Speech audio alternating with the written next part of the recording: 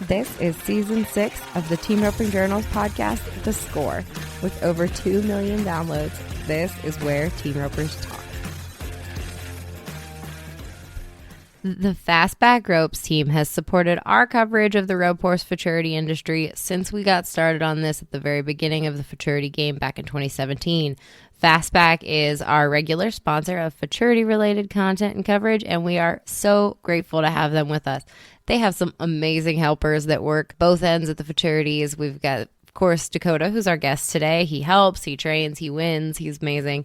And Brock Hansen, who I'm excited to watch Brock this week at the American Rope Horse Futurity Association's World Championships because Brock does work with his fastback ropes. We'll tell you more about him at the commercial break. Hey everyone, it's Chelsea Schaefer. Welcome back to The Score. Today's episode is in honor of Futurity Week here. It seems like we get a Futurity Week every month at this point because we are lucky to be living in a time when the rope horse futurities are thriving, and that's exciting. But this is the big Futurity Week, one of the few big Futurity Weeks of the year with the American Rope Horse Futurity Association's World Championships in Fort Worth, kind of the event that started it all. I've been going since the first one in 2017, and it is my top 5 favorite events of the year. So it's really a lot of fun. If you've never been there, you don't know what you're missing. There's not much like the short round of the rope horse futurities. It'll be on Friday, and we're really excited to be there for the whole week. But that's why I wanted to bring you Dakota Kirchenschlager, who is he is a past champ of the American Rope Horse Futurity Association, 3-time NFR qualifier, one of our coaches over at roping.com. His practice sessions are a trip because they're usually with Brad Lund. They are very user-friendly.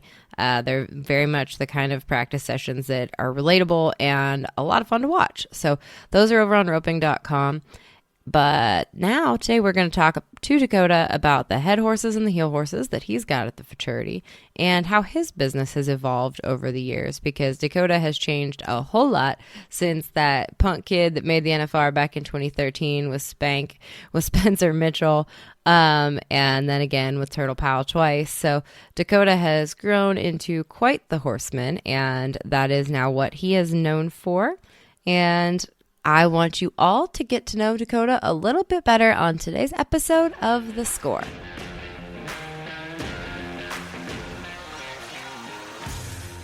All right.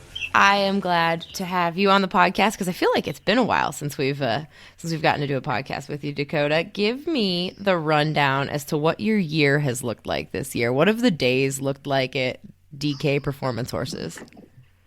Man, I guess to start out, we're just very blessed people to have the successful business that we do have.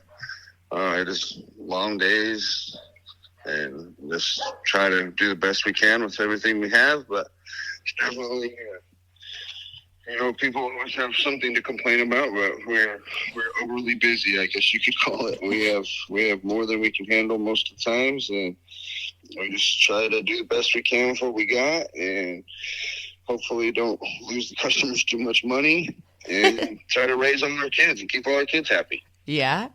What time do things start in the morning at your house? Oh, it just depends on the time of the year. Like right now, me and my wife get up at 4:30 every morning, and she goes and works out, and I start making all the kids' breakfasts and stuff like that, and they go to sleep. One goes to school early to play football, and then the next one goes to school about 7 for just regular school, and then when the second one gets up, about 6:30 I wake her up and get her started, and then Em comes home from dropping the first kid off, and I head to the arena in the barn and see what kind of mess we have to start the day with.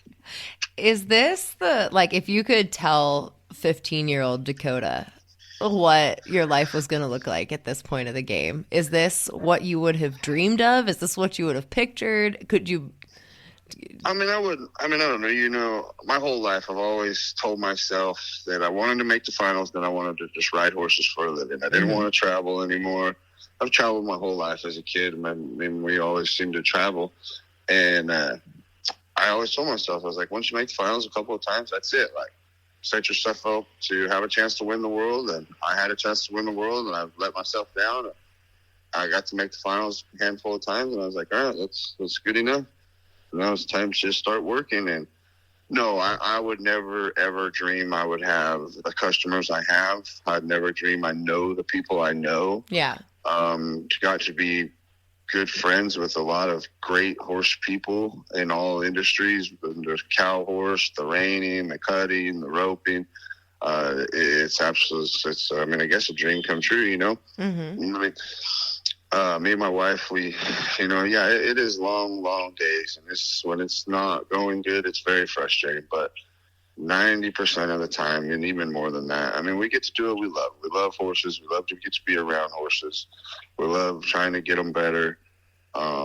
And so we get to do what we love. It is just, you know, sometimes it's hard. But like we and her talk about all the time, we've learned a lot in the last couple of years because we had a lot of success right out the gate of this whole thing started. And then we've done good, but we haven't, like, I don't know, not to some of the standards me and her have doing good. And we were talking about just, you know, some of these people that have been in the cow horse and the reining and the cutting for so long, and they just never give up. Like, I have a newfound respect for a lot of people, just the amount of time and hours that it takes to be successful in anything in life. It doesn't matter what it is. I mean, you got to keep asking questions and keep watching and keep trying to learn something new at all times. If not, there's somebody out there that's working harder than you that's going to blow right by you. Yeah. What do you measure success with in your business right now? What is the measure of success? First of all, my family. If all the kids are safe and happy and healthy and not in trouble and getting a good education, that's the most important thing to us. And then, I mean, the success just keeping the business running smoothly and all the customers happy and moving forward. You know, we do a lot of the futurity stuff. We do a handful of horse sales a year for people. So, you know, there's a little bit of everything with that involved. So it's just kind of a little bit of all of that. What have you seen, like, as your customers' goals? Do most of your customers want a horse that they can ride at the end of the day? Or do they want one that is going to, you know, do they want one that you can sell to Wesley Thorpe or Junior Garrett? Like, what is the goal of most of your clients? All of them kind of have a different aspect on it. You know, some want a horse to go home to them. Some want to be able to sell a horse. Some want to have mares and studs and promote them and go on from there. It just depends on the day and who it is. I gotcha. Do you tell us what horses are you taking to Fort Worth this year? We're talking a week out of Fort Worth right now. So what are you gonna have there? How many? So obviously I got to ride 5 head horses and 5 heel horses. This year we don't have any that you can head and heel off of. I mean, we have some, but I'm not showing any in the heading and the heeling. So I don't really. I mean, we got a good horse, a Dustin Birds in the heading that I like. It's a Fab, right? It's a Frenchman's Fabulous. Yes, ma'am. Yes. I really like that one. And then I got a Sandman horse that a customer owns. We're going to show here. I think he's a pretty good horse. We'll find out. And then I got a Once in a Blue Boon that we've had a long time. I'm going to head on that I sold to a customer this year that was mine and my wife's horse. And then after that, we got that buckskin mare that Colby Lovell showed at Rock Springs for us and had pretty good success. And you're going to ride that one instead of Colby this time? Yes, ma'am. Gotcha. Yeah, he's got too many to ride this time. Some obligations he made for some customers and some things he's got going on. So now I'm going to ride her here. Well, hopefully I could do at least a little bit as good as he did. Mr. Bill, I'm sure, will be very happy to see you on her regardless. So I hope so. And then I got a horse. Another head horse, a customer at home owns. He's 5 years old. He's a son out of a Son of Metallic Cat. I got high hopes for that horse. He's not been a lot of places. but he's got a lot of cool things about him. So we're hoping he does pretty good. Mm-hmm. And obviously, I mean, we want all of them to do good, but I'm a realist. I mean, Yeah. when you do that many horses, and it's no different than you come to the snaffle bit and watch these guys enter 6 horses. You know, you're just hoping to do the best you can with whatever happens. Yeah. Are you helping a lot? Do you have a ton of help or people that you have to help too? Yeah. I mean, I got a heel for Colby Lovell and Mikey that works for me, Kunzler. Mm-hmm. And then just like 3 or 4 other people that just have like 1 horse. So I'll probably have 15 or so horses in the first round I'll have to heel for. Oh, wow. What is the key to those long days of surviving those sorts of days? I mean, it's a long day, don't get me wrong, but we have the same long day at home. Yeah. My wife takes great care of us and makes sure we stay hydrated and make sure we eat and stuff like that. And then the hardest part, you know, when you do all this is being able to manage all the horses to make sure that you have everything prepared right to do the right thing. Yeah. And how essential? I mean, Emily seems like she is just so essential to your operation. What role does she play at every part of the game? Like, tell me about Emily. If it wasn't for my wife, I mean, 90% of this would never have happened. She's the greatest person in the world, in my opinion. She's your number 1 fan and your biggest critic. And if, you know, she's there at all times, good or bad, and she sees the customers that make me mad. She sees the customers that make me happy. We talk about everything. I mean, we talk about everything. We do everything together. Mm-hmm. We're at Fort Worth right now for her to do the cow horse, and we just went down there and put all the names on all the stalls and the 2 tack stalls and got all the shavings ready and stuff for the horses to move in on Monday, and she just keeps everything organized. She does all the billing. She does all the entering. She's a saint. She does it all. Yeah, she is. She is awesome. I promised I would tell you all a little bit more about Fastback Ropes at the commercial break, and here we are. Fastback Ropes has been making ropes for about 30 years, working to develop the best-selling ropes by listening to their customers. Fastback offers a variety of ropes with a size, weight, and style to fit every team roper. Their most recently released rope, the Cure, is the first and only team rope built with a poly core. For every Cure sold, $1 is donated to St. Jude's Children's Hospital.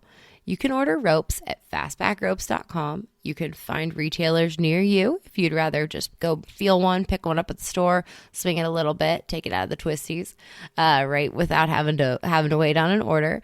Or you can call Fastback Ropes.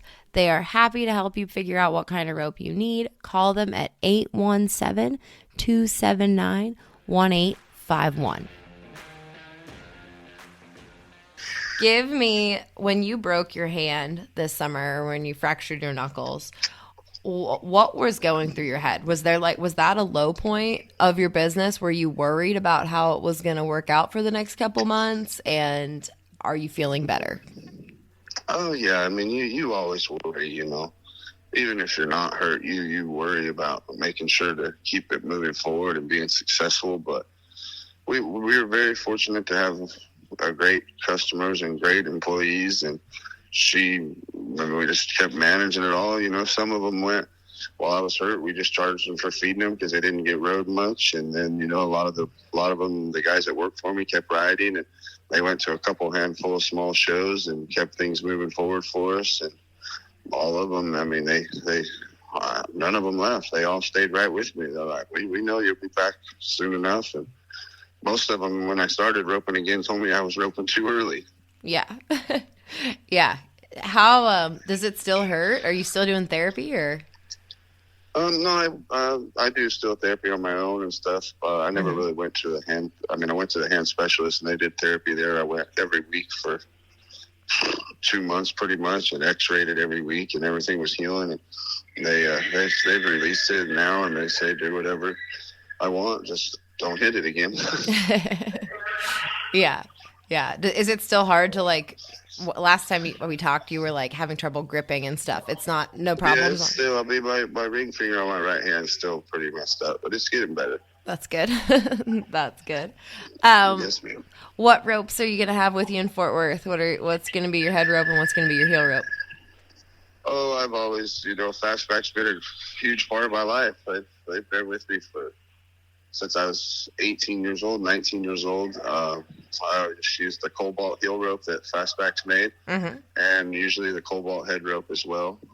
They've been a huge part of my life. If it wasn't for them, this would be impossible. I mean, the amount of when you're rodeoing, horse showing, whatever, Fastback has been there for me the whole time. Yeah, that's awesome. And I feel like your partnership with Fastback is kind of a great example of what a partnership ought to be when it comes to sponsorship. Like with Miss Terry and with Coy, they have been very good to you and you have been very good to them. They've been a big part of my life for sure. I mean, we talk all the time, and they've always been there for me whenever I've needed anything. They've always stepped up and helped me out in whatever I've wanted to do. Whatever, when I started this deal, they never batted an eye. They said, "Yeah, no problem, whatever you need." And when I rodeoed and stuff, they've always been there for me.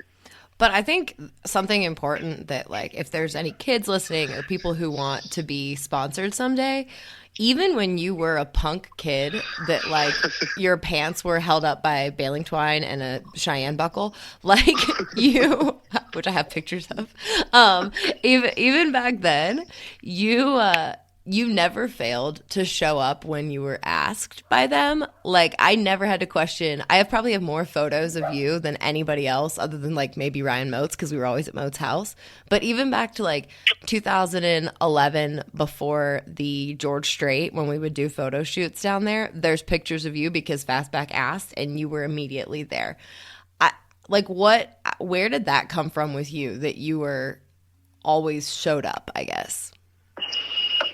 I mean, I guess because the main reason is I grew up watching people do things and everything, and I watched how people jumped from sponsors to sponsors throughout the years, and Fastback was the first. Like, I had rope sponsors, don't get me wrong, but they were the first people that really valued actually having me, and I could tell that. So I always just tried to do my part to help out and make sure I did whatever I needed to do for them. And obviously, when you're making the finals, everybody wants to sponsor you. Well, when you're not doing good and you're not in the limelight of everything, the people there, nobody's around. Well, Fastback was always there. It's been the same thing the whole time. I've had the same deal with them since we started. They've never changed. They've been great to me, where you see people jump around from rope sponsors, clothes sponsors, hat sponsors, boot sponsors, whatever it may be, and they're always looking for this next big thing. And I've heard people talk, about other people in the industry, and they're like, well, yeah, that person, he was with us for a while, then they wanted this amount of money and changed, and just wanted more and more and more and more, and they're always like, it's hard for them to get them guys to do things for us. So I always just made sure when they needed me to do something, I tried to go do it right away for them, so that it was just be loyal and be with them for a long time.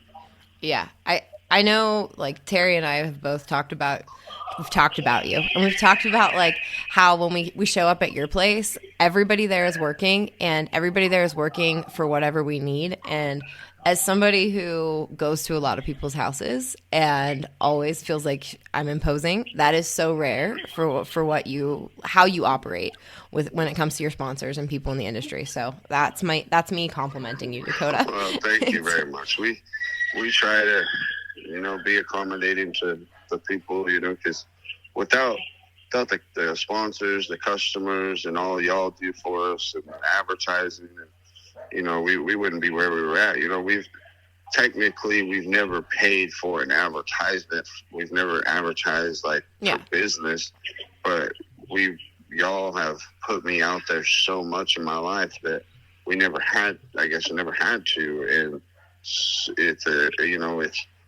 I'm a firm believer in if you do right by people, it's gonna come back around, and y'all used my name and my pictures and asked me for things, and it's helped. It truly helps. You see, the business is, it's overwhelming, and we don't even know. Who knows what the next year is going to handle? Yeah. It could all end tomorrow, or we could keep going, and who knows? But we've done what we personally think is right, and it seems to be working for us. Yeah, I think I think the power of showing up and like being willing and putting yourself out there is underestimated when it comes to the team roping space. Like, just being helpful and being willing makes a huge difference. And that's, obviously we've always loved working with you, but that's a given. You're amazing to work with, but I think it's just like the fact that you are always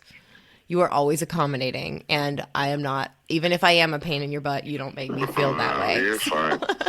And it's no different than if you worked at a Ford dealership or a Dodge dealership.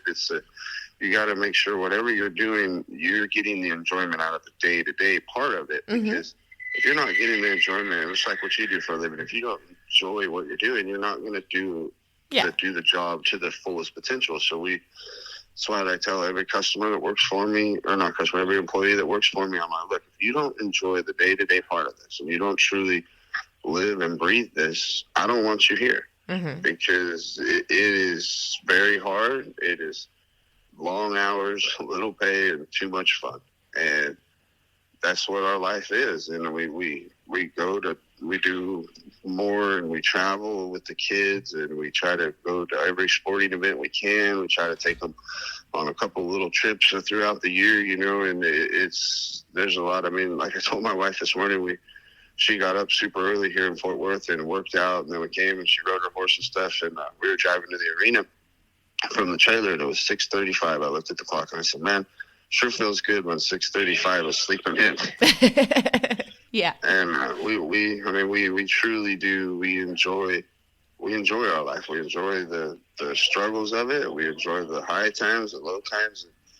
You gotta be willing to just give it everything you got, and it's everybody, like when you help all the runs and you show your horses and you have so much going on with trying to sell horses for customers and purchasing new horses for customers, you always got to just be looking for the next thing. And, we're to the point now that we've settled a lot in our life for things that were not the best, and we just took them and did the best we could with them and sold a good product. And now we kind of got some good customers behind us, and we don't have to settle so much anymore. We kind of get to pick what we truly want, and we hope it works. If it don't work, well, then we'll pick something different next time if we get another chance. And we just try to keep moving forward and always just try to be as positive as possible. It's very hard sometimes when it doesn't go good.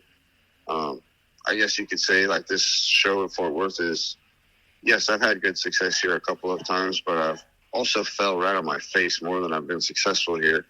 And I guess it would be like the one place that I just don't do the best. And we work on it all year long and try to prepare everything to be successful. And one time, Corey Cushing, I asked him, I said, Corey, what's the hardest place to show? He goes, the next place you go. And that stuck in my mind. That's something that stayed in my mind forever. Mm-hmm. And I try to keep that in mind at all times, that the next place you go is going to be the hardest place for you to go. So if you can keep positive, and just wherever you go next, just focus and try to do the best you can. When it comes to the roping and the futurity, you got to complete the whole thing and be successful. You got 2 horses, 2 guys, and 4 different steers. It's a lot of variables, a lot of things can go wrong. But when all the stars do align, it's a very big feat. It's not like you go to a big open roping, or a big rodeo. It's just 2 guys, a handful of steers. Not this. This deal, you got your helpers helping multiple people, riding multiple horses. You're doing the same. So when you get all the stars to align, it truly does. It means a lot to us to be able to pull it off, because I say it's next to impossible sometimes to have a perfect game, and I've never had a perfect game here and had a perfect show. Yeah. And so me and my wife always talk about it, like, we have a perfect round. I mean, it means so much for us to just be able to pull off a perfect round, let alone a perfect game, you know? Yeah. And I mean, that's obviously the end goal. Is one day I would love to be able to do it. And me and my wife joke, we make bets all the time, like how long at the beginning of the year, how long can we go without making a mistake? I've never made it through the first show. Yeah. We try every year, and we talk about it, and we work on it, and we try to move forward and see what can happen. Yeah. Oh, I love it. I love that. That's interesting. I like how much you and Emily like talk about that kind of stuff and philosophize, I guess. Oh, we talk about it. Anything you can imagine, whether important, not important. It is truly me and her. That's awesome. I'm so happy for you, Dakota, on so many levels. Thank you. I told you I would take you for 20 minutes. It's been 23 minutes. I will let you go watch your wife, and good luck, and we will see you round 1 in Fort Worth. Thank you, man. Have a good day. Thanks, Dakota. You too. Bye-bye. Thank you all for making it through another episode of The Score. I appreciate everybody who listens to this every week and who listens to Taylor's short score and our roping tips episodes. We really couldn't do this without you. We couldn't do it without our partners at Fastback Ropes, who have, of course, supported The Score since that started back in 2018. So thank you to Fastback Ropes. Thank you to all of our listeners. Again, if you like this podcast, make sure to go ahead and leave us a review on Apple or however you're listening to it. If you're listening on Spotify, give us all the stars that you want. If you don't like this podcast, maybe don't review it. That'd be cool. But we like hearing from you either way. If you have any thoughts or feedback, email me at cschaefer@equinenetwork.com. And while you're at it, head over to roping.com and you can watch the futurity training of many of the rope horses that you are going to see the top guys on this week at the American Rope Horse Futurity Association. Plus, you can watch most of the ARHFA's regular season on roping.com. Stream it on your big screen.